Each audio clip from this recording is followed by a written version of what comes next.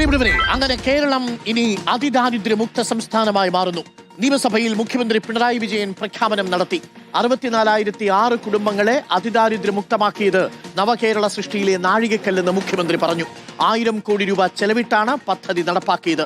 ഒരിടത്തും പട്ടിണിയില്ലെന്ന് ഉറപ്പാക്കി. എല്ലാ മേഖലയിലും നേട്ടങ്ങളെന്നും മുഖ്യമന്ത്രി പറഞ്ഞു. ആദ്യം മുഖ്യമന്ത്രി പറഞ്ഞത് കേൾക്കാം.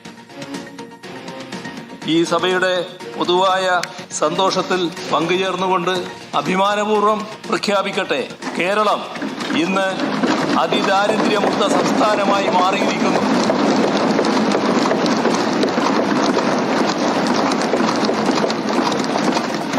നവകേരള നിർമ്മിതിയുടെ ഒരു പ്രധാന നാഴികക്കല്ല് കൂടി നാം പിന്നിടുകയാണ്. എന്നാൽ ഇത് അവസാനമല്ല, പുതിയ തുടക്കമാണ്. അതിദാരിദ്ര്യം വീണ്ടും തലപൊക്കുന്നില്ലെന്ന് ഉറപ്പുവരുത്തും. നവകേരളം കെട്ടിപ്പടുക്കുന്നതിനുള്ള നമ്മുടെ യാത്ര കൂടുതൽ ഊർജ്ജസ്വലമായി തുടരുമെന്ന പ്രഖ്യാപനം ബഹുമാനപ്പെട്ട സഭാംഗങ്ങളെയെല്ലാം സാക്ഷി നിർത്തി കേരള ജനതയെ അറിയിക്കുന്നതിൽ വളരെയേറെ സന്തോഷവും അഭിമാനവുമുണ്ട്. നമ്മുടെ സാമൂഹ്യ ബോധത്തിൻ്റെ, നമ്മുടെ ജനാധിപത്യ ബോധത്തിൻ്റെ ഫലമായിട്ട് തന്നെയാണ്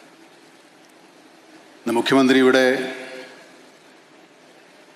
അതിദാരിദ്ര്യമുക്ത സംസ്ഥാനമായി കേരളത്തെ പ്രഖ്യാപിക്കുമ്പോൾ അതിനേക്കാൾ വലിയൊരു ഉത്തരവാദിത്തമാണ് അദ്ദേഹം ഏറ്റെടുക്കുന്നതെന്ന് ഞാൻ മനസ്സിലാക്കുന്നു.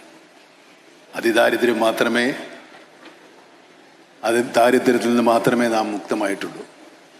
ദാരിദ്ര്യം ഇനിയും നമ്മുടെ മുന്നിൽ ബാക്കിയാണ്. ഒരുപാട് പ്രതിസന്ധികളെ കേരള ജനത തോളോട് തോൾ ചേർന്ന് നിന്ന് അതിജീവിച്ചിട്ടുണ്ട്.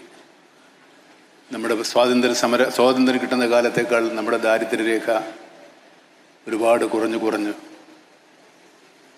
ഈ നിലയിൽ എത്തിച്ചതും നമ്മുടെ സാമൂഹ്യ ബോധമാണ്, നമ്മുടെ സാമൂഹ്യ സമ്പത്താണ്. പരസ്പര സ്നേഹവും പരസ്പര വിശ്വാസവും മറ്റതിർവരുമ്പുകളില്ലാതെ ഉള്ള നമ്മുടെ സാഹോദര്യവും തന്നെയാണ്.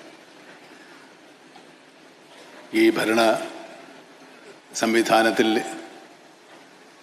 അർപ്പിക്കപ്പെട്ടിട്ടുള്ള ഈ ഉത്തരവാദിത്വം വളരെ വിശ്വാസപൂർവ്വം അവർ നിർവഹിക്കും എന്ന് തന്നെയാണ് ഞാൻ വിശ്വസിക്കുന്നത്.